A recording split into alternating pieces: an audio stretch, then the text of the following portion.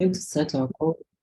We're going to ask our brother Zoe Owusu from Ghana to pray for us. Then he can continue with the report. Please, Zoe, can you hear us? Yes, I hope you can also hear me. Yes, we can hear you. All right, I want to pray in my local language. Yes. Okay, let us pray.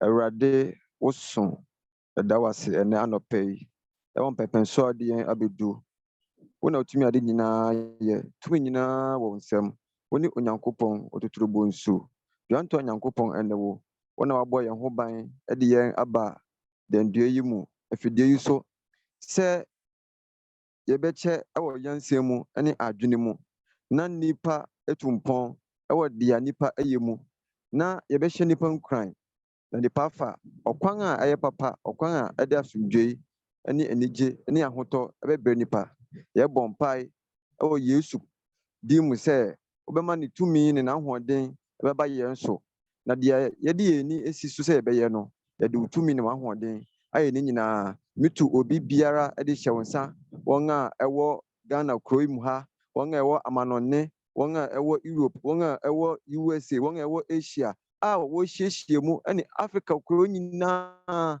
a wɔabɛhyia mu wɔ ha mede wɔn nyinaa ahyɛ wo nsa sɛ ma w'ahobanbɔ wo tumi ne w'ahoɔden nhyɛ mo ma na ade biara yɛbɛyɛ no yɛyɛ wɔ asomdwoe mu ɛwɔ yesu kristo din mu amen. Yes, thank you very much for a wonderful prayer. Yes, you can continue with your report. You have 3 minutes to present.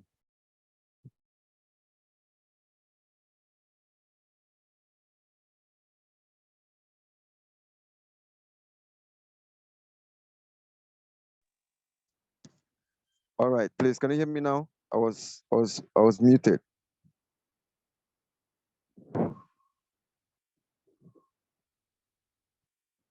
Please, can you hear me now? Yes, we can hear you. Okay, so I'm giving a report on Ghana and all about Ghana, our food, our culture, our language, and anything that you could probably think of concerning Ghana. Ghana, formerly called Gold Coast, officially the Republic of Ghana, is a country in Africa, West Africa. It abuts the Gulf of Guinea and the Atlantic Ocean to the south, sharing borders with Ivory Coast in the west, Burkina Faso in the north, and Togo in the east. Ghana covers an area of 238,535 kilometers square. That's about 92,099 square miles, spanning diverse biomes with 2 seasons, the wet season and the dry season, popularly known as the Harmattan season. That range from coastal savanna to tropical rainforest. With over 33 million inhabitants, Ghana is the second most populous country in West Africa after Nigeria. The capital and largest city is Accra. Other major cities are Kumasi, Tamale, and Sekondi, Takoradi. Following over a century of colonization, Ghana's current borders took shape encompassing 4 separate British colonial territories. That's Gold Coast, Ashanti, the Northern Territories, and the British Togoland. These were unified as independent dominion within the Commonwealth of Nations. Ghana is the first country in West Africa to attain independence from the United Kingdom on 6th March 1957 and became a republican on 1st July 1960. The Ghanaian currency is cedis and pesos. Our time zone is UTC or GMT. Becoming the first colony in West Africa to achieve sovereignty, Ghana subsequently became influential in decolonization efforts and the Pan-African movement through its first president, Dr. Kwame Nkrumah, and many Pan-Africanists. Ghana is a multi-ethnic country with a diverse population linguistic Yes. and religious group. Most 30 seconds Ghanaians and left. most Ghanaians, please come again. Yes, 30 seconds left. All right, so I'll just wrap it up. Yes. Most Ghanaians are Christians, and which is about 71%. Okay, let me take it from this side because of the time. All right. So I'll take it. Yes. Is my time up? Yes. Okay.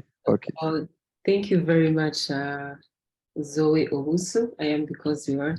Thank you very much for a wonderful report from Ghana. Up next, we are going to have Edwin Chamba from Tanzania. Edwin Chamba, can you hear us? Yes, I can hear you. Can you hear me? Yes, Hello? we can. Yes, we can hear you. You have 3 minutes to present your report. Okay, thank you so much for the time you gave me. As you said, my name is Edwin Chamba. I'm from Tanzania. And today, I thank everyone for being here as I'm here. And at the same time, today I present about my country, Tanzania. As I said last week, Tanzania.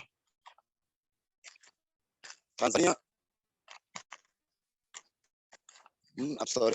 As I said last week, Tanzania is a union between Tanganyika and Zanzibar. And the union, they united in 1964. That is how Tanzania is. And Tanzania have played a role in freedom fighting for most of the African countries, mostly the southern countries. At the same time, I'm sorry, there's something I made here. Sorry.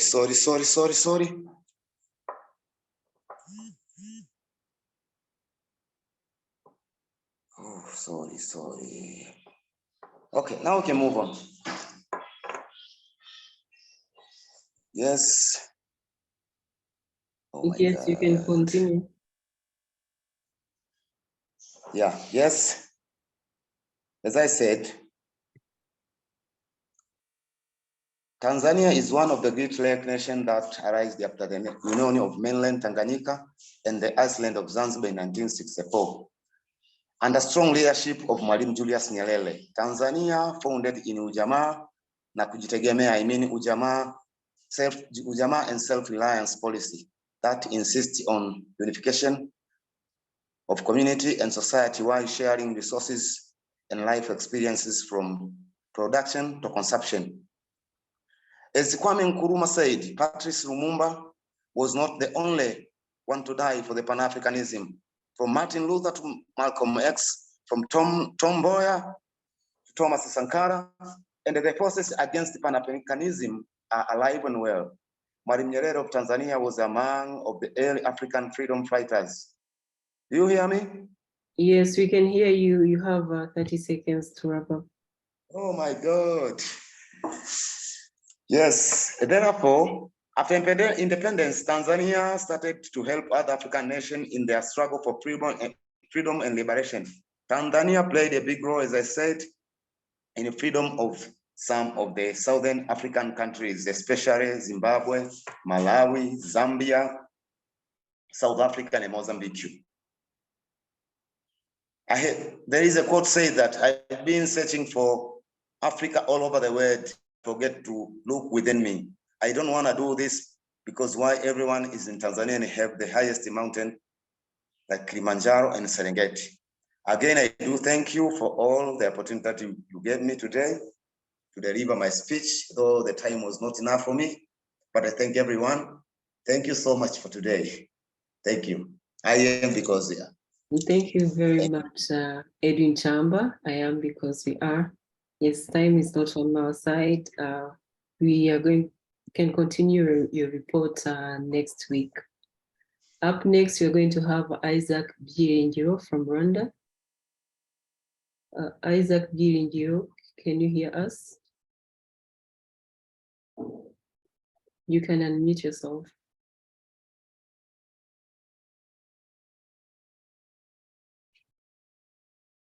Hello, Isaac, can you hear us?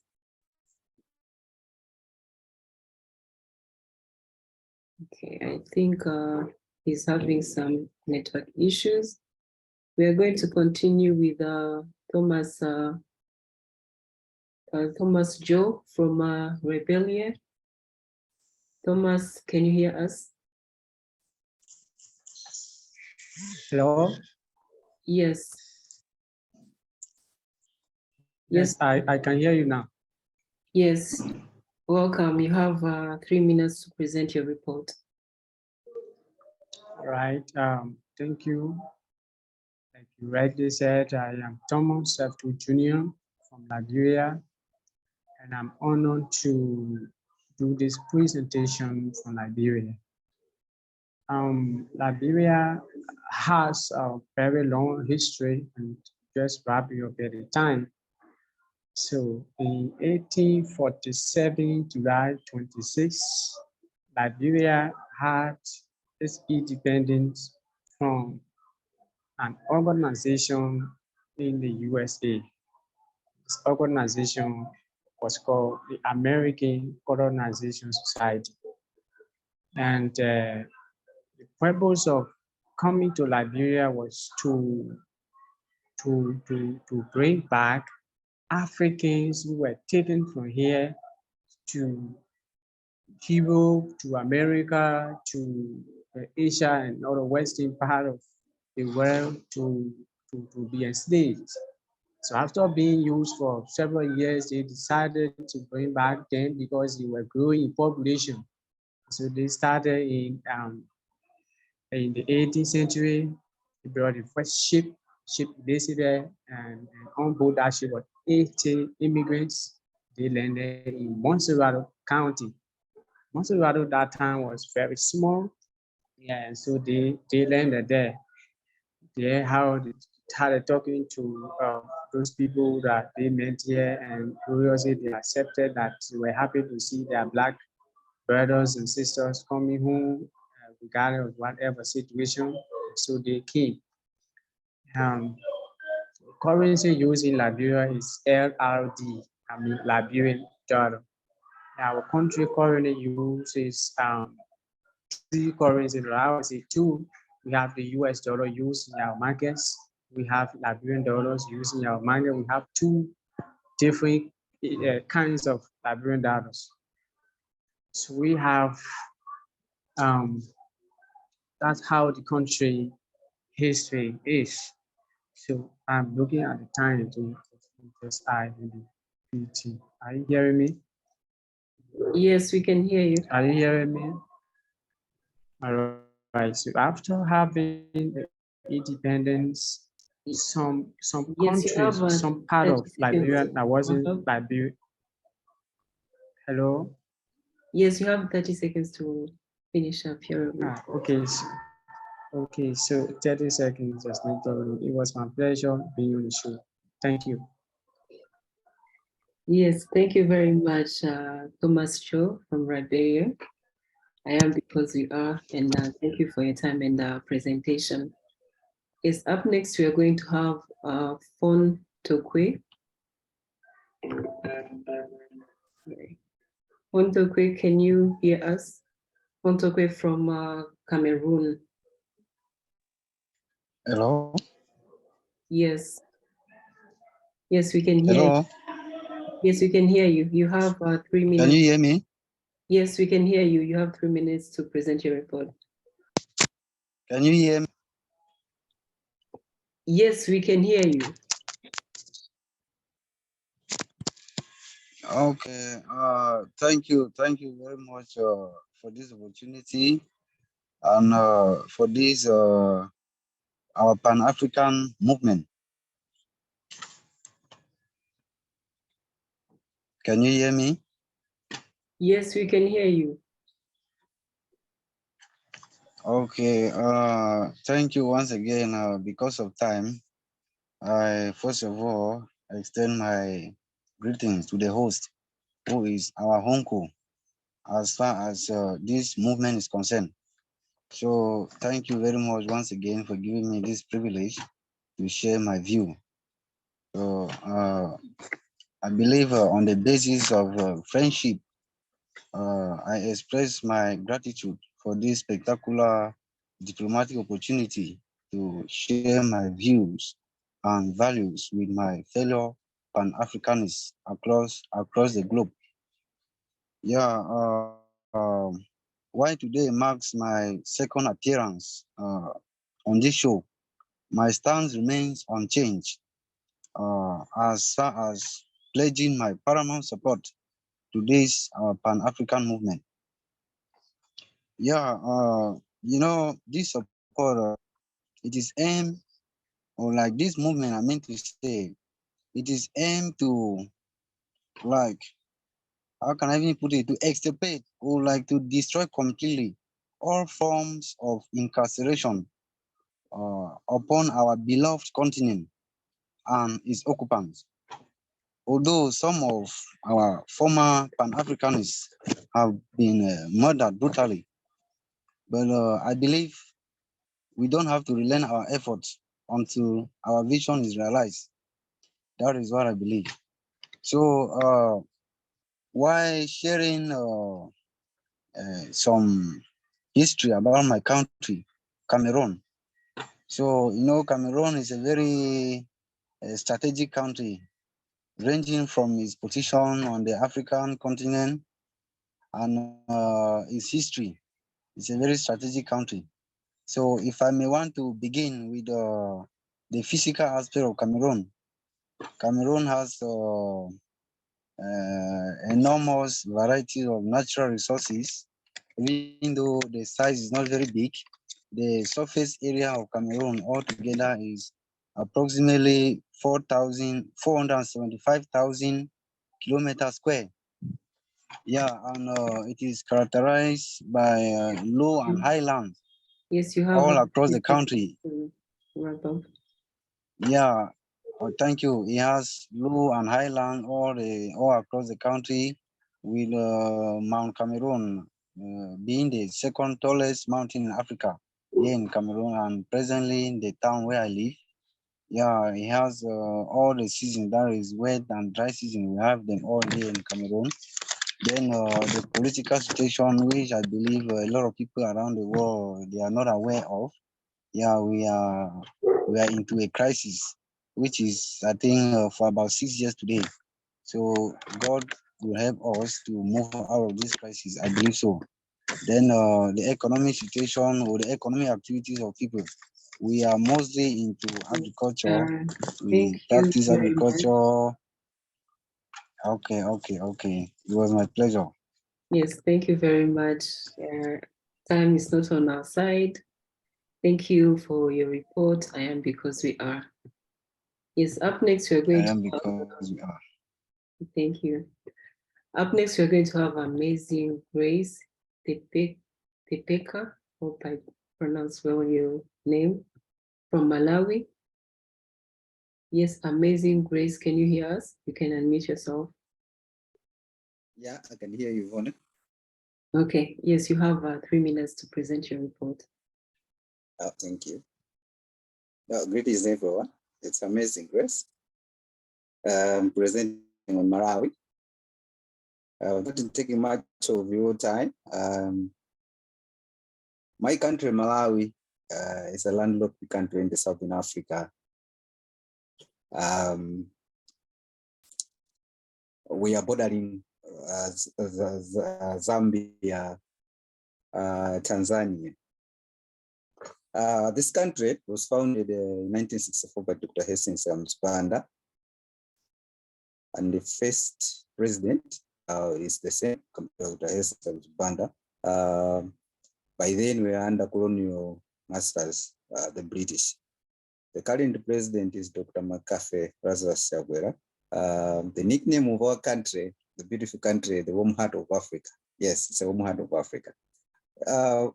In terms of population, we are in total 20 million, over 20,472,922, of which 51% of that population are the youths.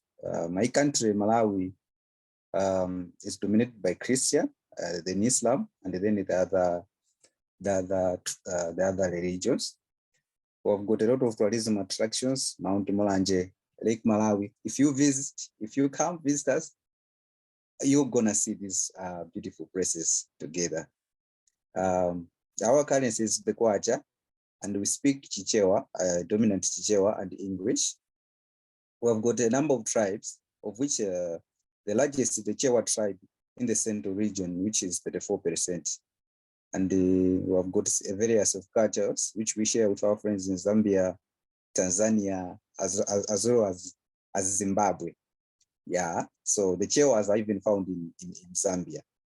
Yeah, we do have the annual meeting there in Zambia.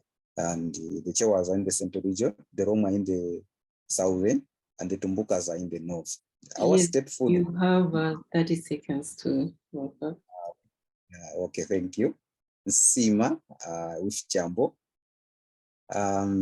Currently, we've been hit on 15 March with Cyclone Freddy, which has cost the lives of 499 people, and missing is 427, displacing over 500,000 houses. I think for now, this is the brief history of our country, Malawi. Thank you, Yvonne. Thank you, everyone. Yes, thank you very much, Amazing Grace. I am because we are. Up next, we're going to have Shadrach Nuni. Yes, Shadrach, you can unmute yourself. He's from Cameroon. Good afternoon to all. I hope everybody is listening. Yes, you have 3 minutes to present your report. Okay, I want to thank you once more to the viewers and those who are taking part in this Pan-African meeting. I am Nunu Shadrach, as said by the MC. I want to talk about Cameroon. I'll start from Cameroon, from its history. As we all know, Cameroon is a diverse country. Cameroon, before the declaration of Africa, that is Korea masters Germany before the First World War came out, and Africa was decolonized, and Cameroon was shared into two. We have the colonial master, the French, and the other one was British. So that is why Cameroon is today a bilingual country. That means it has two official languages, once they adopted English and French. So firstly, French Cameroon got its independence on 1960, 1st of January 1960, while the English Cameroon got its own independence on 1st October 1961. So geographically speaking of Cameroon, Cameroon has its main capital, which is Yaoundé, and economic capital, Douala. Cameroon with boundaries, Cameroon is in the north, share boundaries in the north with Chad, share boundaries in the east with Central African Republic, and in the south with Gabon, Equatorial Guinea, and in the west with Nigeria. Cameroon in culture has 258 ethnic groups with different languages. Economically, Cameroon is known in the production of, globally in agriculture, that is production of cocoa, coffee, all other stuff in West Africa. Economically, Cameroon also uses the currency franc CFA, that is would unite the Central African community, that is BEAC. What they use as currency is franc CFA. Talking about the geographical aspect of Cameroon, is having 475,000 kilometers square, then with a population of about 30 million. The aging, it has a young population. They talk about climate. Cameroon is blessed with different sorts of climate, that is the rainy season and the dry season. Especially in Yaoundé, it has 4 different types of season. That is the long rainy season and the short rainy season, the long dry season and the short dry season. That is how it is here in Yaoundé. So talking about Cameroon, our great leaders, we have Pan-Africanism, who which the IJ came out with great leaders of Ghana, that is Kwame Nkrumah of Uniting Africa. We also have those leaders like Amadou Ahidjo. Yes, you and have Umabe. 30 seconds to wrap Yeah, up. thank you very much. Thank you for reminding me. Who also contributed for Pan-Africanism in Cameroon. These are the great leaders. So what I want to say is thank you very much for this call that you have given us. These are the details, the brief details of my country. Thank you very much, madam. Yes, thank you very much. I am because we are. That was a report from Cameroon by Shadrach Nuni. Up next, we're going to have Isaac Biyingiro from Rwanda. Isaac, can you hear us?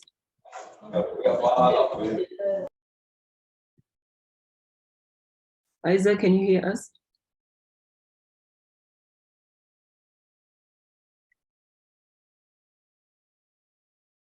Hello, Isaac, can you hear us?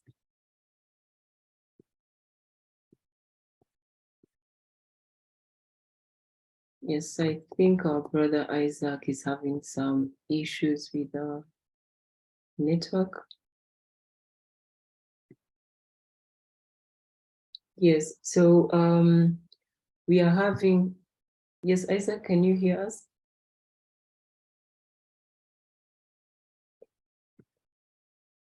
Yes, we are having like a special announcement. We are having the virtual meetups in different countries from 28th to 31st of this month.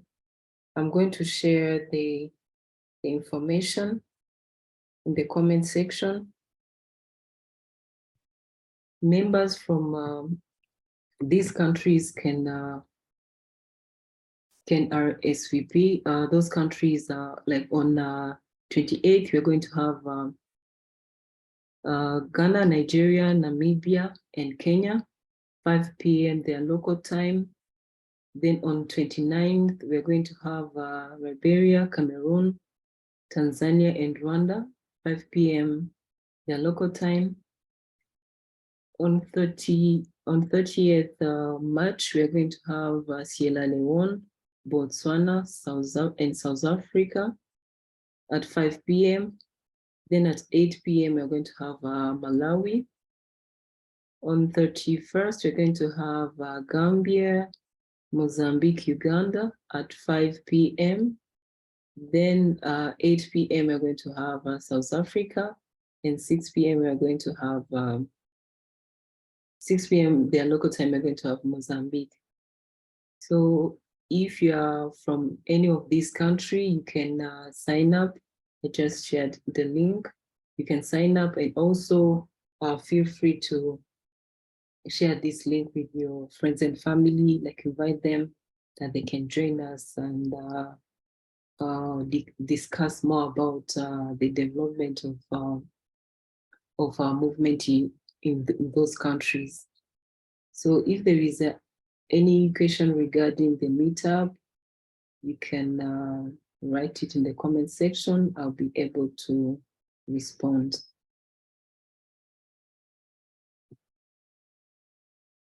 Yes, while you are waiting for Nana Akua to join, also feel free to interact in the comment section, send questions. If you are new, maybe questions regarding the movement. And also, if you would like to become our country speaker, you can send me a message, then I'll follow up with you. Yes, I can see that our brother Isaac joined again. Yes, brother Isaac, are you able to present? Can you hear us?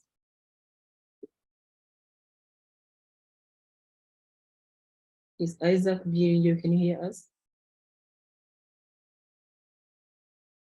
Yeah, I think we still have some issues with our network.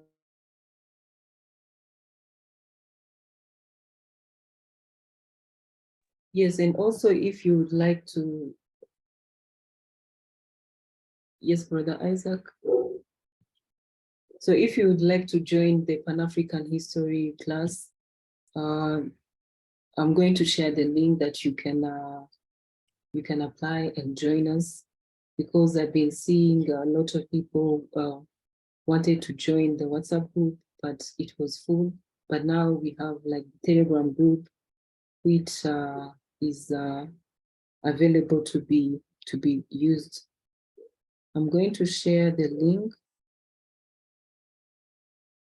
in the comment section.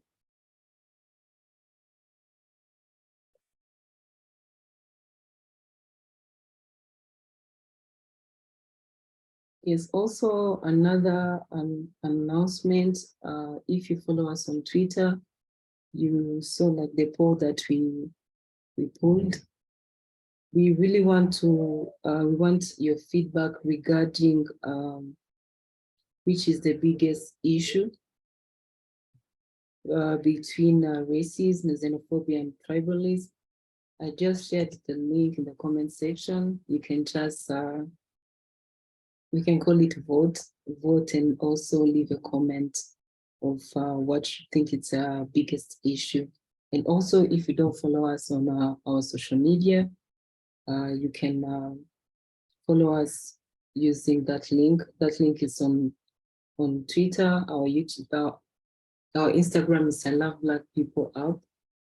Then our Facebook is I Love Black People by Bidmari.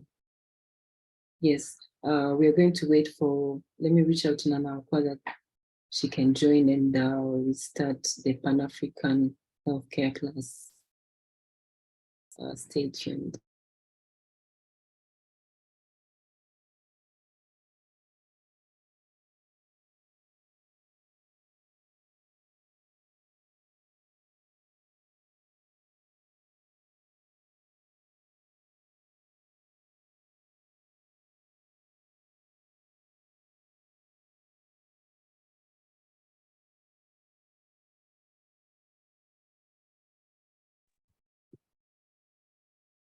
Yes, she'll be joining in a few minutes.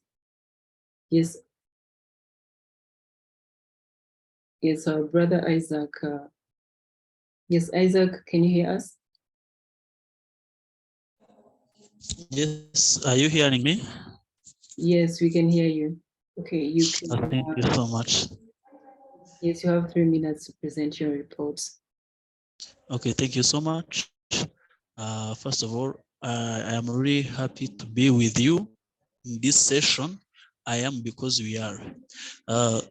I'm by the names of Isaac Byiringiro. As you said, I'm coming from Rwanda. I'm Rwandan and I'm African, not only physically, but also mentally. Our country, Rwanda, is located in Central of Africa, just in the community called East African Community, together with Democratic Republic of Congo, Uganda, Kenya, Tanzania, and Burundi also. Our country history is based on especially three things. First, it is based on the love of people, like patriotism of people before colonialism. Second, it is about segregation brought by colonialists. The third is unity. Unity, I mean, nowadays, as you see, Rwanda is somehow not completely developed, but we are in journey which is progress. We are still having the challenges, different challenges, as many of the Africa country are facing that problem. But on our side, our president is Excellency Paul Kagame, where he is a man who tries his best to rise up the life of his people, rise up the life of country, especially as long as we normally know that we as Rwandan, we don't have gold, we don't have petrol, but our economics is based on especially tourism. So as usually, you normally know that Rwanda is a beautiful country, and I can encourage all of you to come and visit our country, which is beautiful actually, as you know. Today, our development also is based on agriculture, as The statistics prove that 99% of Rwandans are farmers. This means that even the economical aspect of the country is based on just farming to its people. So nowadays, what I want to challenge you about is to think more about how can we as African produce a production which can feed ourselves. Is a problem of Rwanda, and we are still having 99% are farmers, but we are still having the problem of being not able to handle the problem of hunger generally in Africa. That is a big challenge. Yes, you have 30 seconds to wrap up. Thank you so much. In 30 seconds, as conclude, is that together we can. As you said, I am because we are, you, me, we are the one to change our continent. We are the one to transform Africa into a attractive continent, not a continent where people, they have a dream to fight, but a dream to fight for their freedom. I am because we are. Thank you so much. Yes, thank you very much, Isaac Ginger from Rwanda. I am because we are. Thank you for a wonderful presentation. We are going to have the Pan-African Healthcare class with Nana Akua. And if you'd like to receive a shout out from her, you can turn on your camera. She likes pushing beautiful black faces. Yes, welcome, Nana Akua. Thank you, thank you. Good morning, good afternoon. Maybe it's evening someplace. Okay. It's evening. Where are you? What time is it, Yvonne? It's 4 p.m., 4:48 p.m. Okay, so, okay, well, good afternoon, good morning. You all, yes, I love to see your faces. I see Fawn and Thomas and Isaac, same Isaac. Okay, Isaac on 2 screens. Okay, I see. I see you, Shahid and Nelson. All right, I think, oh, there's Shadrach. Okay, I can barely see you. So yes, thank you. And everyone else who is doing something else and can't cut on their screens, I welcome you as well. Thank you all for joining us today. I have my other monitor on, so I may be looking up, or it'll appear that I'm looking up, but I'm looking at my other screen. And I'm going to see if we can share this screen here today. It's not looking too good, but we're gonna try. We're gonna see. Oh, it's messing up already.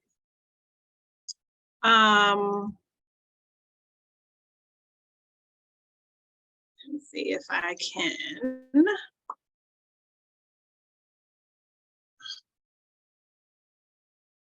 And isn't that something? Because I took the time to, so can you see, what are you seeing on the screen? Can you see about holistic health? I don't know if Yvonne, are you looking? Yes, holistic healing principles. Okay, very good. So we started last week with this new cycle, and we were talking a bit about nutrition, and we got through proteins. So I want to move on today, and let's talk a little bit about carbohydrates. So we know that carbohydrates is like the fuel. It provides energy, right, and fuel to the body. So same as gasoline provides fuel to a car, or petrol. And we know that this is what's needed for energy, but also just for our daily movements, our activities, things that we have to do. So it helps with the development of the body so that the body can move and function, and bones and tissue and such can develop and have functionality, right? And so we know that choosing the proper carbohydrates is important. A lot of times when we are watching our weight, or we have certain health issues such as diabetes or any imbalances in with our glucose, we have to be careful of our carb intake, but know that carbohydrates are an essential nutrient. It is considered a macronutrient and it is necessary. We just have to learn which types of carbohydrates to consume. And we usually discuss the glycemic index a little further in one of the latter sessions. But the best way that I know to tell you to follow consuming good carbohydrates is to learn how to identify the glycemic index in each food. If you Google glycemic index, or I think it's in packet 4, I believe, then you will have that specific information. But basically the glycemic index is a list of all foods that contain starch or carbohydrates, and it assigns a number based on how quickly it requires the or how quickly it introduces sugar into the blood, and how the body, you know, reacts to it. We want to have foods that are less than 70 in our daily diet. If you go over 70 or any food that is around 70, you really want to do that in strict moderation, and you really avoid those high glycemic foods that are over 70. But know that carbs are essential, they are necessary.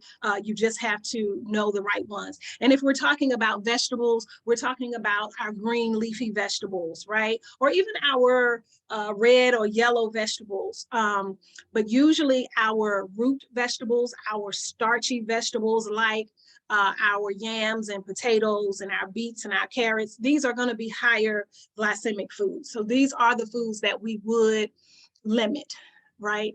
And if we're talking about fruits, we know that the high glycemic fruits are the sweet, sweet, sweet fruits like our mangoes,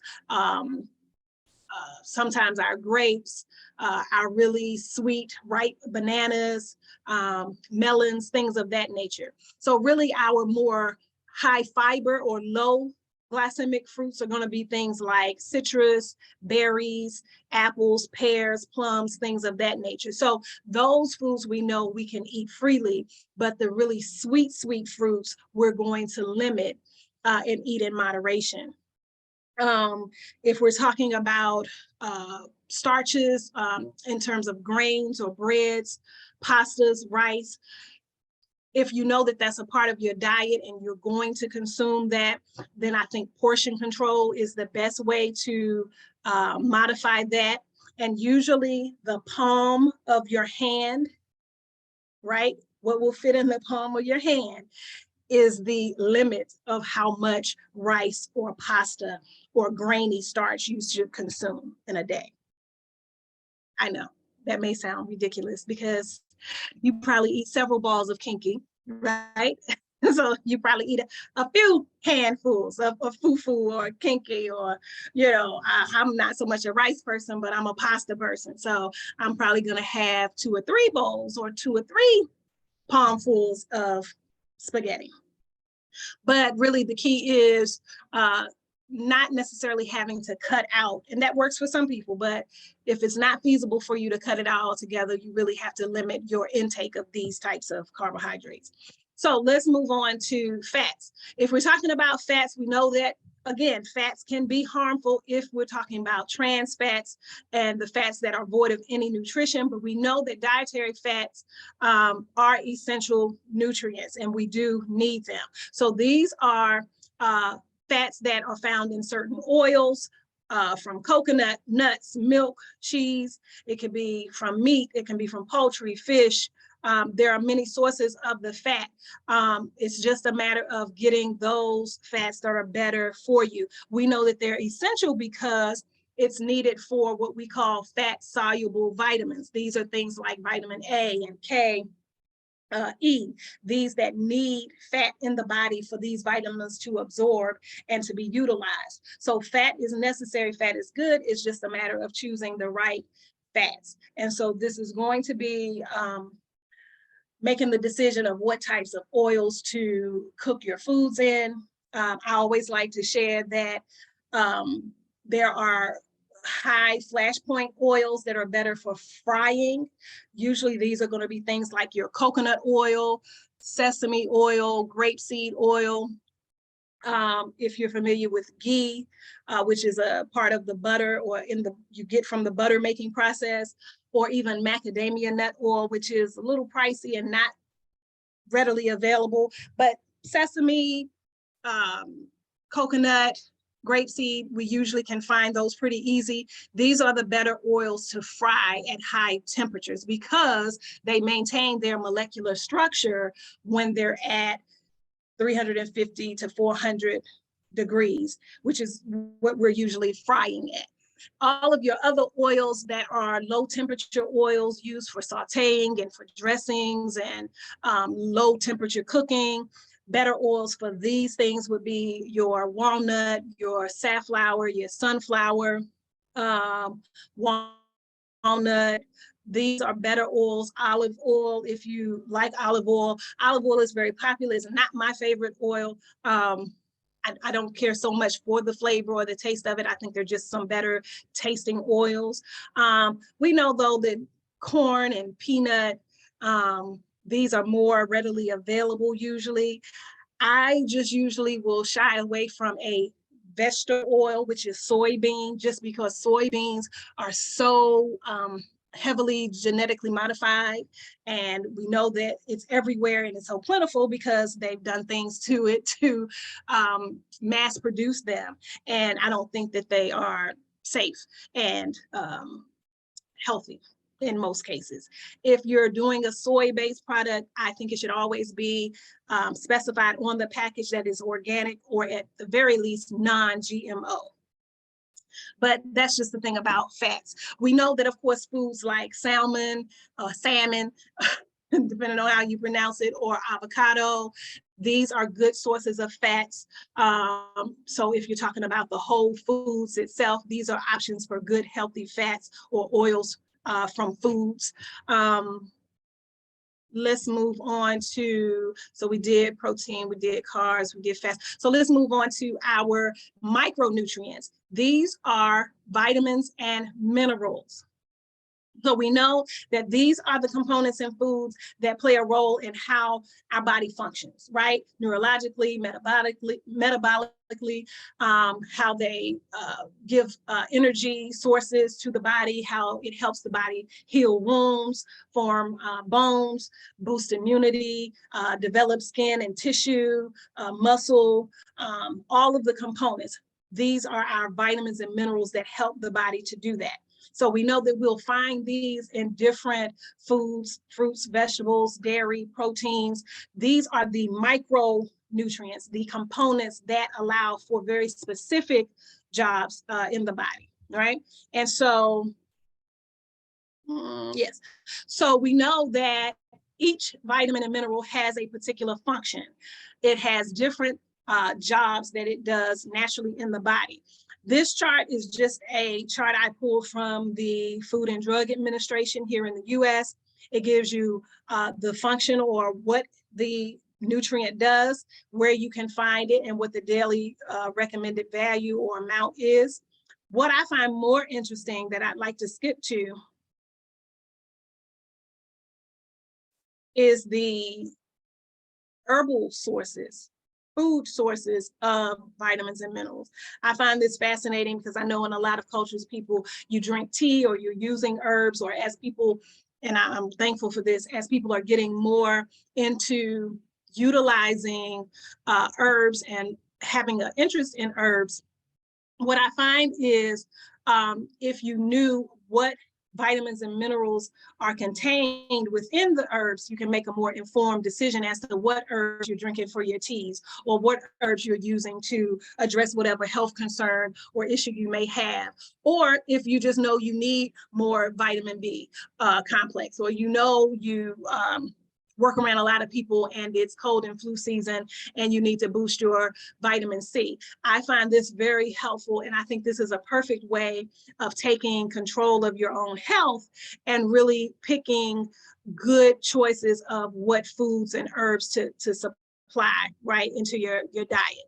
So let's do the vitamin C. So we know that garlic, comfrey, alfalfa, rose, barberry, nettle, chickweed, dandelion, elderberry. All of these are herbs that are really high in vitamin C, naturally. That's how God made them. You don't have to go to the drugstore or the pharmacy or wherever you might call it, where you're from, and you don't have to go and buy a bottled, encapsulated, or pill form vitamin C. You can get natural vitamin C from these herbs. Vitamin D becomes a big issue for those of us that are not so near to the equator, right?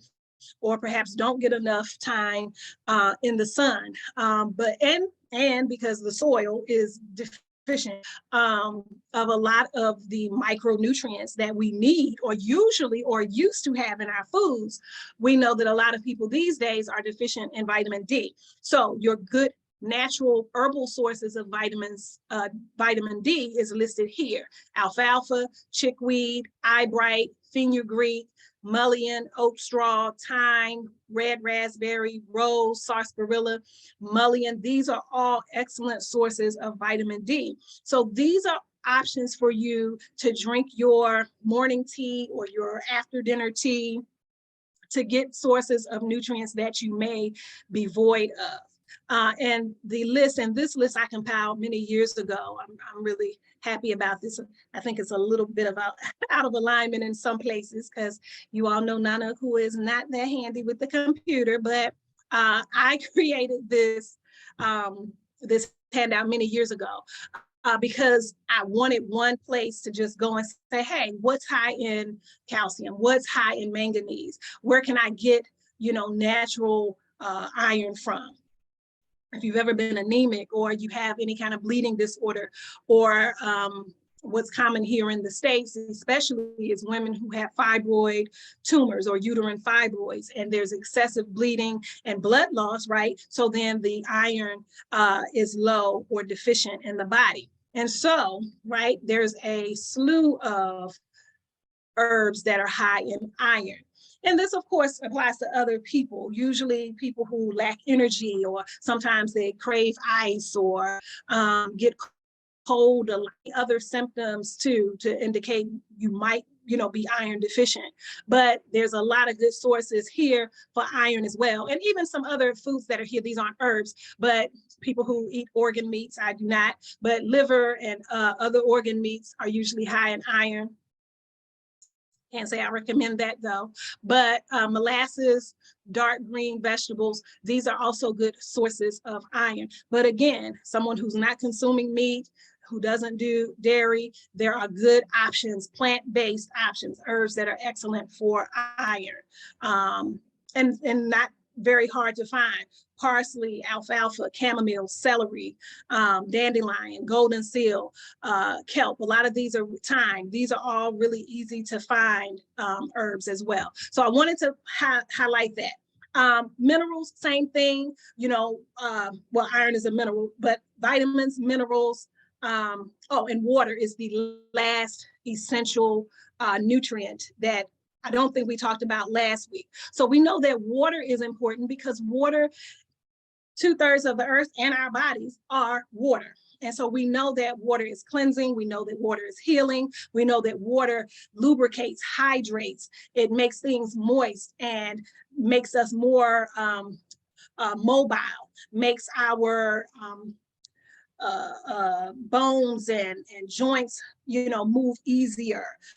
So it helps in so many ways. We know that when we intoxicate ourselves with alcohol and other toxic foods or drugs, we know that water is flushing and cleansing and purifying and will help the body get rid of different substances. We know that water is needed to absorb certain nutrients that the body needs. So water is important. And so water, usually the rule of thumb from the natural healing world is half your weight in ounces. And those of you who are used to liters, forgive me. So if you do these kilos and what have you, you might have to do some conversion there. But how I can easily say it is, if I am 200 pounds, then I need at least 100 ounces of water throughout the day. The other thing about water intake is that you want to make sure that you're not consuming it all at once. So if you are getting up in the morning and you say, oh, I'm gonna get my 50 ounces in now before I leave so I can have it and I won't have to worry about having to drink it throughout the day. Not a good idea. Your body is not going to absorb all of that at one time, and you're going to make a lot of trips to the toilet, right? And you're going to just keep putting extra work on your bladder because it's going to fill up, force you to empty it. It'll fill up very, very quickly again, and you'll have to release it again. And water. So really, I use sort of a rough formula of, if we're awake usually 16 hours a day, I always say divide however much water you need, divide that by, say, 8.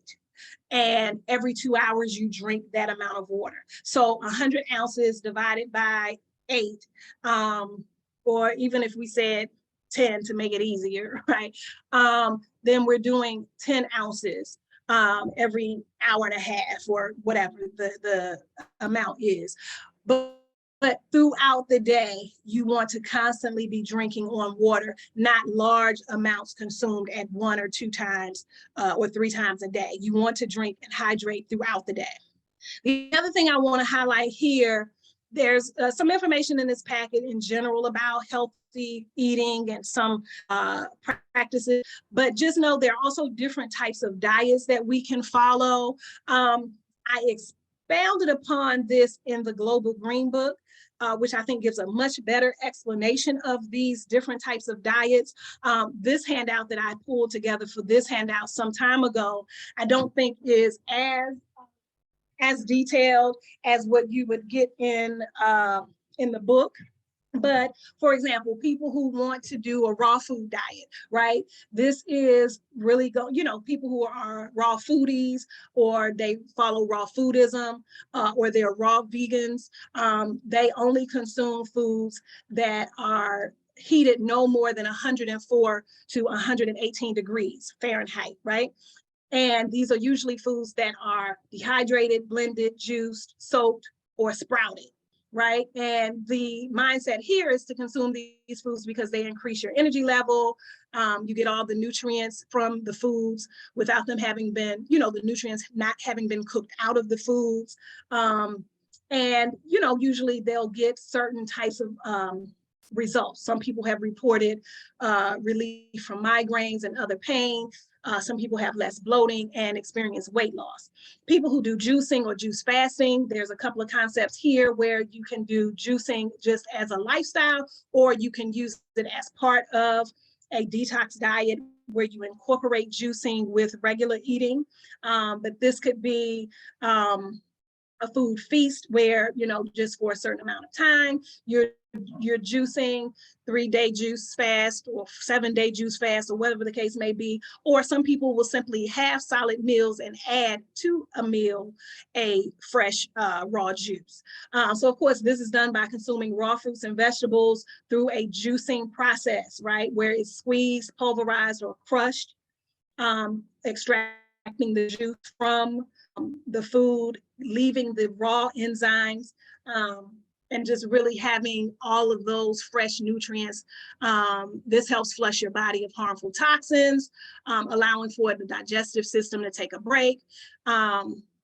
And you're getting all of the vitamins, minerals, and antioxidants from the foods. The alkaline diet, this is also referred to as the acid alkaline or alkaline ash diet. This is based on the theory that acid-forming foods make the body more vulnerable to disease, right? And so this supports a alkaline type of diet where the pH of the foods help support maintaining and balancing the body's pH, right? And so these foods usually include fruits, nuts, legumes, vegetables, and foods like that. Usually the acid-forming foods like meats, poultry, fish, dairy, eggs are all excluded from an alkaline type of diet. And even if you don't choose to do a strictly alkaline diet, what I usually have done or supported is a 70-30, or if You can't do 70-30 or 60-40, where 60 to 70% of your food is alkaline forming foods. So your vegetables, your grains, your your alkaline forming foods, to 30 to 40% of your acid forming food. So if you're going to consume meats and dairy and eggs and alcohol and things of that nature, then you are doing that in moderation and only 30 to 40%. And then lastly, the macrobiotic diet. This is a pretty strict diet, right? It's an Asian type diet. It mainly consists of whole grains and vegetables like brown rice, barley, oats, buckwheat, always locally grown or organic. And they have really like strict, instructions as to how you eat and what you eat, what utensils the food is cooked with, how it's consumed, when it's consumed. So, there are some restrictions in terms of how and when, to consume food. But basically this one supports and takes the approach that sickness is restored by bringing harmony and balance back into the body by consuming foods in a very specific, kind of way. And it, of course, follows that yin yang concept. There's a yin body type or yin characteristics of illness, and then there are yang body types and yang characteristics to health and illness. So these are just some of the specific diets that one can follow. I usually will say start where you need to. If you know you drink too many sodas, or you don't drink enough water, or you do too many fried foods, or you consume too much sugar. You may do well with not consuming a lot of meats or fried foods, but you love sweets and you consume too much sugar. Start where you need to. And if you're not quite sure, or if you think that you're doing great, do a food diary for 2 weeks, 3 weeks, 4 weeks, and then go back and monitor, observe what your habits are, what your routines are, and go through and say, okay, I do more, coffee than I thought I did, or, oh, I snack a lot, or I didn't realize I'm consuming so much dairy in one day, or, oh, I'm doing eggs every day. Whatever it is, this is something you can kind of monitor for yourself and kind of set your own kind of guidelines, and then follow some restrictions for yourself. And doing a sort of what we call an elimination diet, you can start taking one by one different things out for 21 to 28 days, and then just making note of whatever changes that you experience. If you feel better, you feel more energetic, you're not having as much mucus, or you're not having the sinus pressure, you're not having bloating, you're going to the bathroom more regularly, or whatever the case may be, but eliminate certain things that you may overconsume and that are not great for you. And then, make some changes and eliminate that from your diet for a while, and take, your own observations. The last thing, food combining. We know that starches and proteins do not go together in terms of proper digestion. If you are going to do proteins, add it with a vegetable. If you're going to do starches, add it with a vegetable.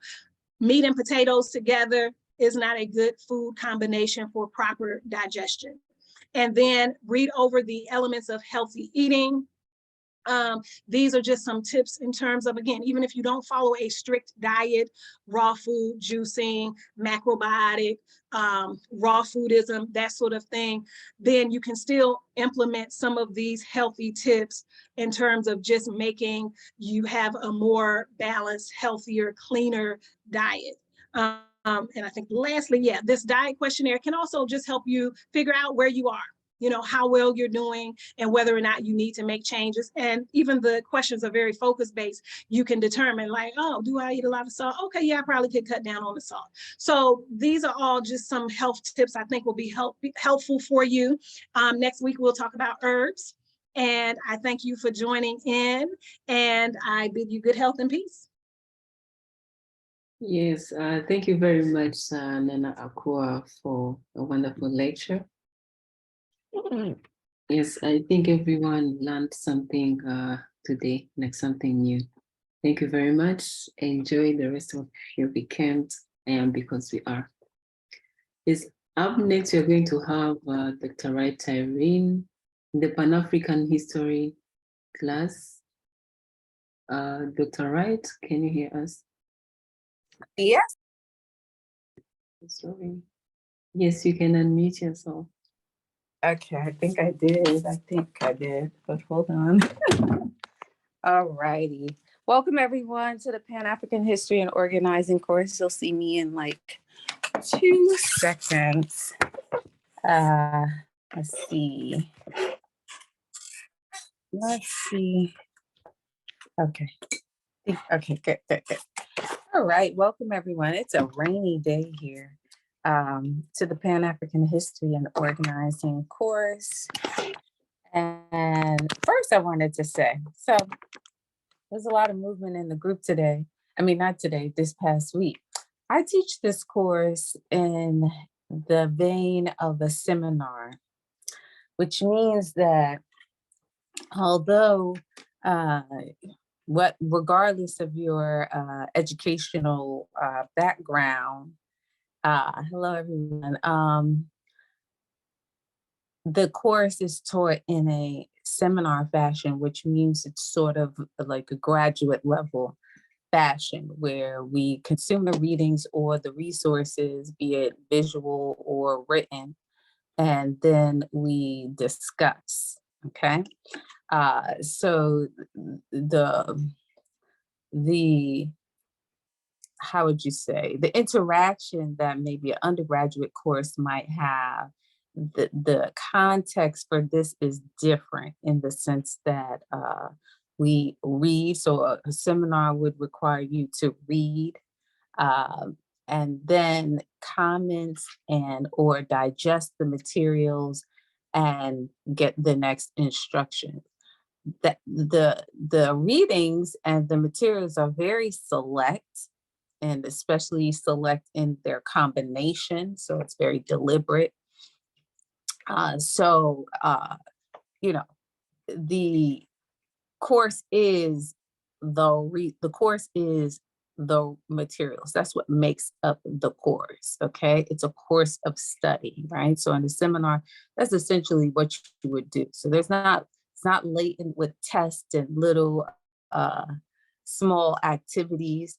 Ultimately, the idea is that you consume the material with an understanding that the goal is to have you internalize it, because it's the ideological training course, and be able to, or it to undergird your actions, right? As ambassadors in I Love Black People. The sort of ideological training, ideology is theory coupled with practice. So we're getting the theory, hence the readings and visual resources, so that can undergird your practices, right? Your actions, your behavior, okay? So I just wanted to say a word about that, okay? So this week, you actually watched a video of Kwame Ture, formerly known as Stokely Carmichael, who shared with you the history of Pan-Africanism. We're actually going to read the history of Pan-Africanism and be able to engage in a closer study of how Pan-Africanism emerged in the world and then was perpetuated. And so that's very important because a lot of people, I see debates all the time on social media about what Pan-Africanism is because of these conversations around these emerging identities, ADOS, whatever, FBA, and of course Pan-Africanism, as they try to discuss it in contrast, and it's really not that. It's not in contrast to other ethnic identities that we have as African people. That being said, few people know the actual factual history. Now, Kwame Ture gave that to you in discourse, but I'm going to give it to you in writing. And then we're going to look at some of the proponents of Pan-Africanism that would emerge during that period and thereafter. Okay, this is very important because Pan-Africanism, unlike any other ism in the world, truly comes about as a result of African people, Black people all over the world, understanding that we had a common interest and a common problem, which is white supremacy and culture as it manifests as imperialism and colonialism. You know, so a couple of points that I want to highlight about that is, one, you're going to read about the first Pan-African Conference in the chapter that you'll be reading this week. You'll read about some specific information and details historically as to how it came about and who initiated it. You see Kwame Ture talked about Henry Sylvester Williams as one of the initiators of the first Pan-African Conference, notably in 1900. But there would be other proponents that would emerge, like Du Bois, that would initiate something called the Congresses, the Pan-African Congresses. And I hear in the video you watched, Kwame Ture stressed that there is a difference between the first Pan-African Conference and the Pan-African Congresses. Very important point, because the Congresses initiated in 1919, 19 years after the first Pan-African Conference, would be continuous and would be a think tank through which African leadership on the continent of Africa would understand and have a chance to declare that the total liberation of Africa from colonialism was inevitable and was a necessity for us. That being said, one of the things that were stressed in Kwame Ture's delivery was the fact that there was always a concentrated effort and understanding around the unification of Africa. Why? Home of the world's, most of the world's resources, right? Today, the largest young population in the world, meaning that 1.5 or 1.6 billion people on the African continent are primarily under the age of 30, as many of you may be. And also, that makes Africa have a big position in the world. It means the future belongs to Africa and African people, right? 20 years will just mature you and make you probably even better, right? Whereas 60 years old, right? 20 years will change the dynamic in America completely. Whereas on the African continent, it will just bring it to maturity. And so can imagine people learning what you all are learning and understanding the necessity of unity and the necessity of struggle around our common condition being in the leadership. So important note, right? I'll leave it there. There were a couple of other things. You will engage a couple of definitions of Pan-Africanism, but the core of all of them will be the unity of African people for the purpose of eradicating oppression and exploitation. Pan-Africanism does not mean we just simply come together. Pan-Africanism means we come together to address our condition, our common condition. That's what it actually means. Not we come together just to celebrate the fact that we may all be related. That's not the impetus for Pan-Africanism. It's recognition that we have a common condition everywhere we are on the globe, and thus we must organize and address it, okay? So important point, you will see Marcus Garvey expressed a form of Pan-Africanism. Du Bois expressed a form of Pan-Africanism. Even an unlikely figure, Booker T. Washington, expressed a form of Pan-Africanism. all with the root and the center of their work and activity being the unity for the purpose of eradicating our oppression and exploitation. And so they will all take different paths to the same meeting place. Okay. So that being said, you're going to get a chapter this week called Booker T. Washington, Pan-Africanism and Pan-Africanists, that is from a book that I wrote. And the only reason why I used that chapter from this book is because I know for sure that it addresses the diaspora in a very comprehensive way, in that you can understand the contributions to Pan-Africanism from African people in the Caribbean, the contributions from African people in the United States, from African people on the continent and in Europe. There is some conversation to give you the historical foundations and basis to understand that this was a collective effort on the part of African people, and that we always had what we're doing today, a dialectical relationship. We were always communicating about the nature of our condition and the nature of oppression that we experienced in our locales.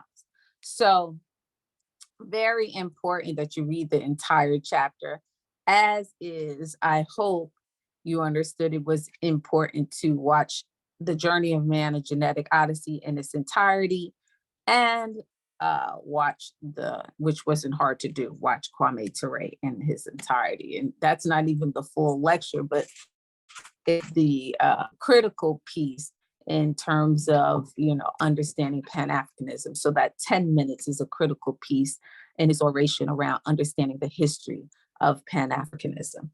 That being said, I just want to say a word about The Journey of Man, A Genetic Odyssey, which you watched.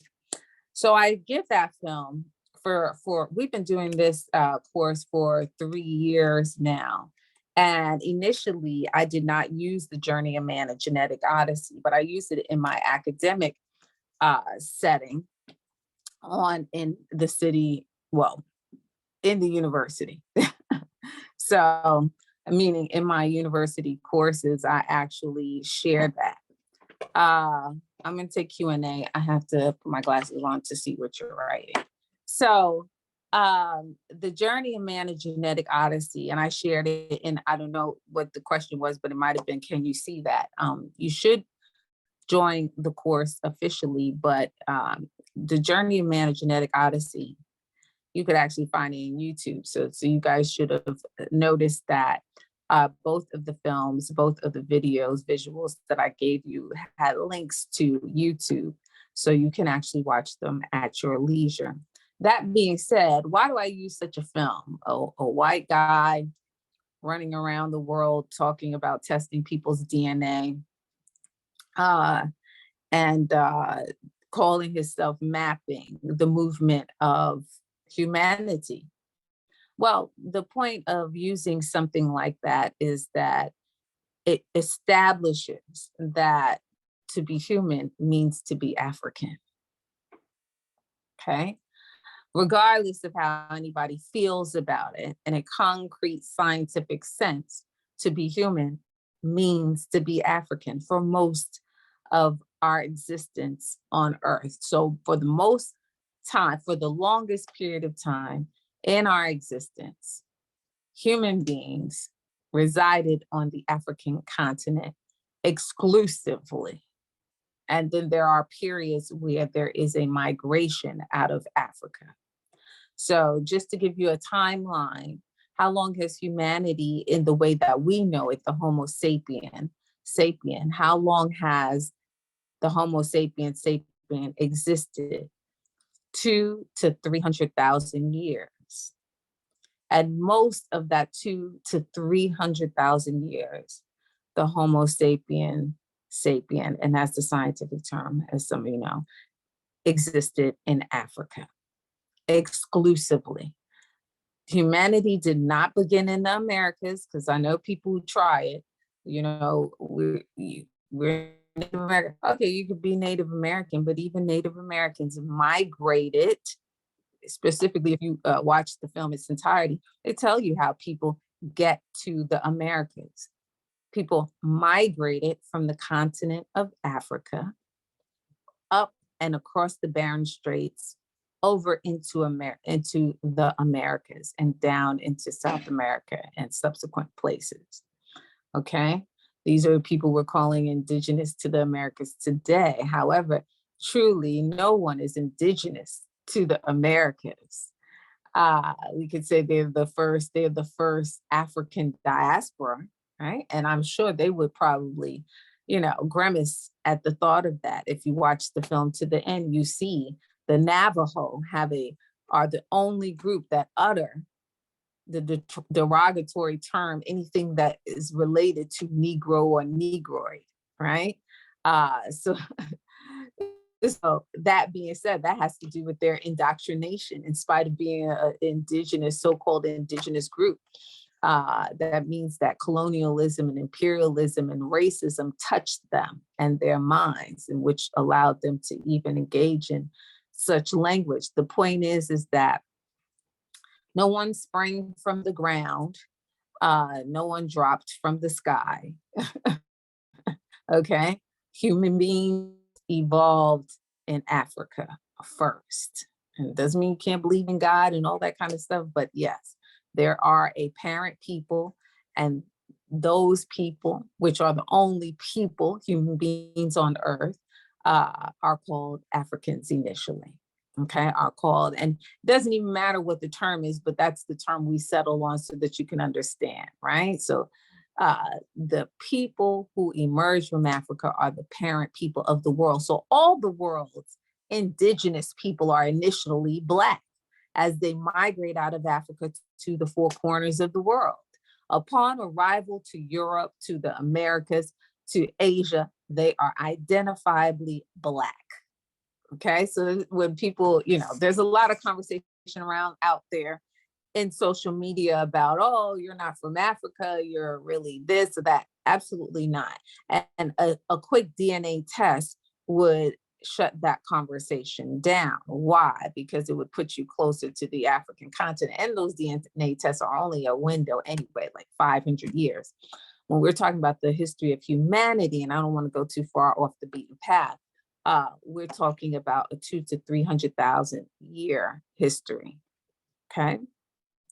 So I share that with you so that you understand that African and human are synonymous for most of the time in our existence. A very important point.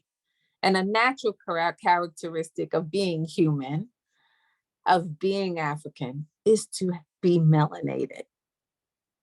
And today, after post having a racial paradigm imposed on us, to have melanin, to manifest melanin, is to be Black.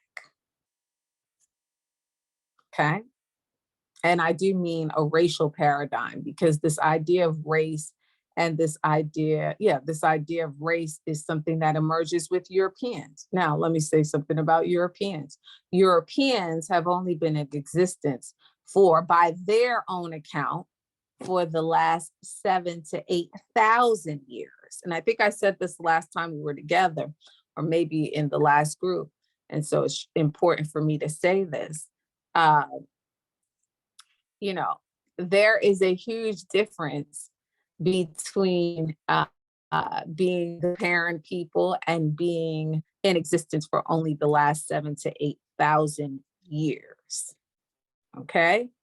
In that 7,000 to 8,000 years that Europeans have existed, meaning people who are identifiably not manifesting melanin and are pale, right, in appearance.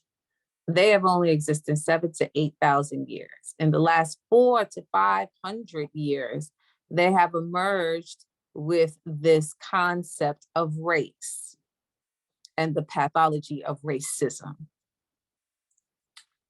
That is new in the world. It's unfortunate for us that we're in existence, we're living during this time, but most of the time, for most of the time that human beings have existed, Europeans have not existed, and this pathology called racism has not existed. Okay? And it's important that you know that. So as we move forward in this particular course, you understand that when I say human, or when I say human, I mean first and foremost African people. I don't mean anyone else. Okay. And yes, we will use terms like Black and African, however, interchangeably or together. But the reality is that we need to all understand that human is African. That is the default. Okay. And I don't think that everyone knows that now scientific evidence, right? If you watch the film to the end, you understand that even Spencer Wells, with his pale self, understood and acknowledged that humanity is African. Okay. Now, where you are on that human family tree depends on your, time of arrival into the family, right? But no way, shape, or form are Europeans responsible for humanity. Are they responsible for the world's diversity or the world's inhabitants? And they are not the parent people, right? The progenitors of any other group of people other than other Europeans, okay? So that is the purpose of giving you, that was meant to give you a foundation in understanding who African people are. And it should give you a sense of, I'm going to say, entitlement to the world, okay? The initial inhabitants for the longest time have been us, okay? And so talk about doing the work of I Love Black People, then you can sort of synthesize that information and understand that as the natural and the first inhabitants of the world, we certainly have a right to go anywhere and everywhere on this earth. Okay. But I wanted to make sure that we're starting with the same foundation, okay, and understanding what it means to be human. That means to be African, okay? And African means to be human, right? A friend of mine says, no one has ever lived outside of a cultural context. No human beings have ever lived outside of a cultural construct, meaning eat, sleep, how you do that, how you worship, how you bury your dead, all of that. The first human beings emerged in Africa. Therefore, to be human means to be African. Okay? That's what it means first. That being said, so we should all be on the same page with regard to that point. And then the condition or the imposition of imperialism and colonialism as it emerges in the last 1,000 years or so. Almost, I'm giving them more credit than they deserve. Not 1,000 years, but essentially the last 500 years, you have Europeans come out into the world for a particular reason, resource poor, and attempt to sustain themselves off of other parts of the world, right? Because then and now, Europe is unsustainable, okay? And hence the condition, we think that it's about race. No, race is just a construct that allows for justification of exploitation of the world's wealthiest people. Meaning, if you are born in a part of the world that is resource wealthy and you can sustain yourself from the earth and the environment and the resource that it provides, you are in fact wealthy. It is the people who cannot sustain themselves in their locale from the earth, from the resources and the environment, who are in actuality poor and resource poor.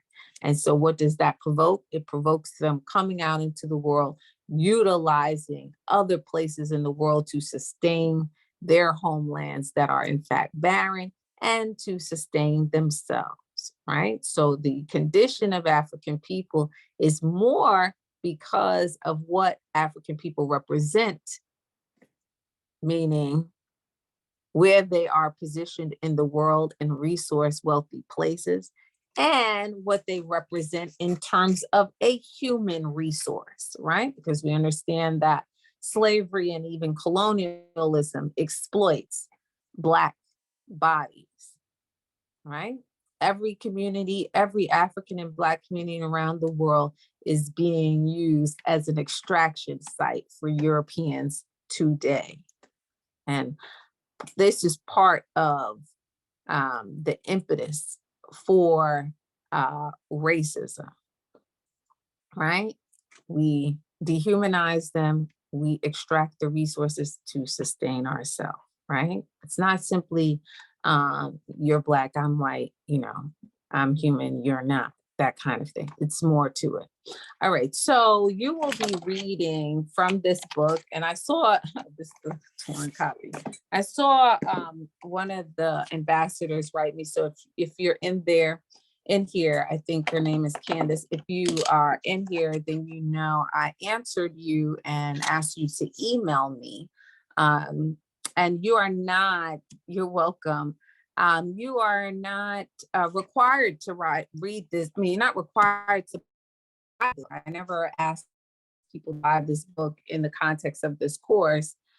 Why? Because I give you the chapters that I use from here, right? And I only actually use 2 chapters. So the course is a lot more than this book. This book is just a means to facilitate 2 very important themes that are present in the seminar's curriculum.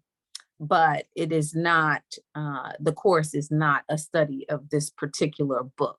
Okay, good. I will check that email. So I haven't had a chance to check it, but thank you, Candace. That being said, you will be reading this week a chapter called Booker T. Washington, Pan-Africanism and Pan-Africanists, which recalls the history that Kwame Ture laid out for you, but in a little more detail so that you understand how deliberate and conscious this budding movement called Pan-Africanism was and still is. So it goes from the concept to the individual proponents to the organizational expressions and the organizational bodies, and then of course the ultimate expression, the ongoing attempt to achieve continental unity that is an expression of Pan-Africanism, right? And there's some things that I will talk about going forward that will tell you where we are in that struggle with regard to the constituted bodies like the present day African Union, so on and so forth, right? My alarm just went off. I'm gonna look at comments really quickly. And then I'm going to end because I want you to get to the reading. Typically, I put the readings out on a Monday, and then you have the week to communicate. Okay, good. Thank you.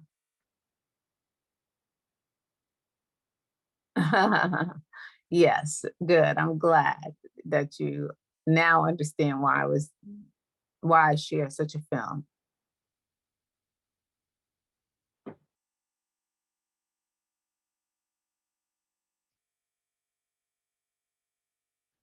I'm not sure of your question, Amazing Grace.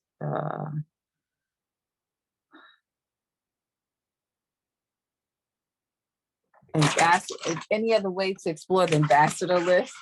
One of my cats wants to tear down the curtains. Okay.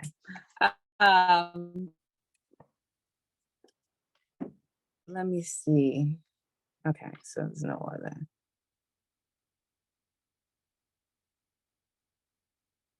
No, the book is not a part of the course. I share. So all the materials in the context of this course are given to you in PDF format in the WhatsApp group. So it's at no cost to you. People do buy the book, but it's not a requirement.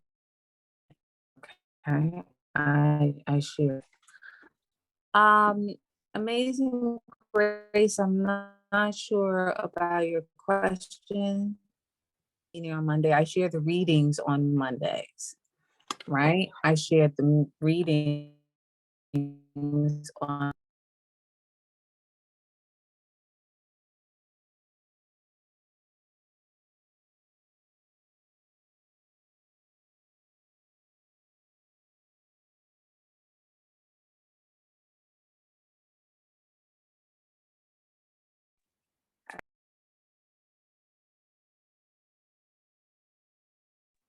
okay, it was saying my microphone was muted. Okay, so I'm not sure. So no, we don't have a meeting on Monday. The lectures are every Saturday, but you will actually get the readings on Monday. That's typically when I send them. Sometimes I send them before that, or I had for the couple of sessions, not sessions, but cycles before this, I started sending the readings as we are in the session. But that just depends on my setup at the time. So in other words, I would introduce the way I introduce what we're going to be reading next week. Sometimes I give them at the same time, but typically I'm in position to give them by Monday, right? And then you read it, but it's usually, you can read and digest it within the week. And then we briefly discuss, and then we move on to the next. And I will tell you the goal, and this is why I said at the beginning of the session that the goal is to deliver this course in the form of a seminar, because the rigor is in the reading, not in so much having little small tasks or anything like that. The rigor is in the reading. Why? Because the knowledge and information is going to undergird your actions. Okay. And that is the point. This is developing you. So you should be able to digest the readings, think about it, have your own thoughts about it, discuss if you like in the group. And then I will in on Saturday and demystify, hopefully, a number of things, or affirm a number of things with regard to the reading, right? But you have to read, right? So that is the structure of the seminar. And if you look at the syllabus, it says a seminar, right? So that's a little different than just taking a class, okay? It's sort of for people who are positioned to spend the time doing the reading, digesting it, and understanding that this also too, these sources are not, even though sometimes they don't look so great, my scans are not always that great. However, under normal circumstances, all of the materials that you get in this course would be challenging to get and or expensive to get. Right. So, for example, Kwame Ture talked about the 1st and 5th Pan-African Congresses. I will be sharing the resolutions from those congresses with you so that we can get into a more engaged study of what ultimately was happening in these organizational bodies that were calling for Pan-Africanism and that were continuous. So they are engaging in continuous struggle for unification. And essentially, you will see was proposed at the 1st Pan-African Congress in 1919 and the 5th Pan-African, arguably most important Pan-African Congress in 1945, the Manchester Congress. So things like that are not, They're not as easy to come by. Over the years, I've compiled these things, but yeah, they're at no cost to you. And, probably to get one of these things, you probably have to buy a whole book, or you probably have to have a subscription to academic resources and things of that nature. Okay. In an institution. I want to know about, okay, things like the right. Let us spin the word African. Yes. And classes are only based on weekends. Yes, the classes are only Saturdays. There's a syllabus in the WhatsApp group. So you see what we're reading, and you see the lecture. Okay.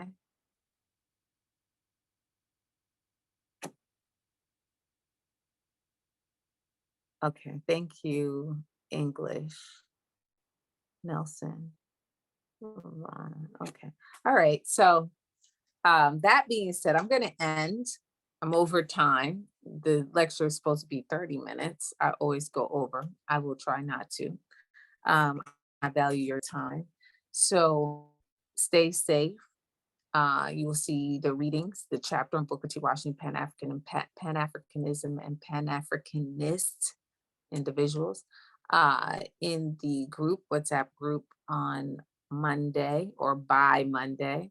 That being said, we'll be in touch in the chat. I expect you to be reading during the week. And yes, I will share some questions and or give some feedback, but I also don't want to ruin it. I may say pay special attention to this or that, right? And so that will be the crux of it. At the end of the course, we come back to the course outcomes and expectations. And I haven't had a scenario where we did not meet the course objectives, in the sense that the reading is in and of itself actually execute that. So I'm going to end there and tell you that I appreciate your time. Thank you for loving African people through action and committing your time to this. And I will see you next weekend, next Saturday, but I will be talking to you in the WhatsApp group. Okay. I am, because we are. Yes, thank you very much, Dr. Wright, for a wonderful lecture. And I would like to thank everyone that attended this call, and also the ones that managed to